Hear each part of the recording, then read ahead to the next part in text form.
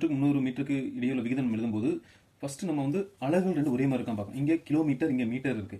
அலகு ரெண்டுமே மாறி மாறி இருக்கு. ஒரே அலகா மாத்தினா மட்டும்தான் நம்ம விகிதமா எழுத முடியும். இப்போ கிலோமீட்டர் மீட்டரா மாத்தலாம், இல்லை மீட்டர் கிலோமீட்டரா மாத்தலாம். ஆனா நம்ம இங்க பார்க்கும்போது இங்க மீட்டர் வந்து நம்ம கிலோமீட்டர் நம்ம சேஞ்ச் பண்ண முடியாது, ஏன்னா அளவு வந்து கம்மியாக இருக்கு.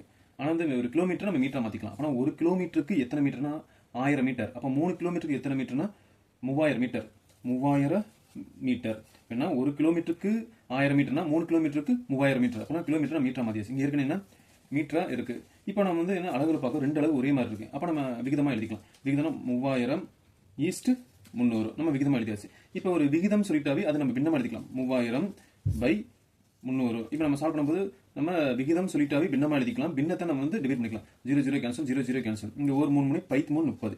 என்ன 10/1. இப்போ வந்து நம்ம பின்னத்தை நம்ம விகிதம் மாத்திக்கலாம். 10/1. 10 அடுத்து ஈஸ்ட் 1 நம்ம விகிதமா எழுதிக்கலாம். இதோட ஆன்சர் என்னதுன்னா டி.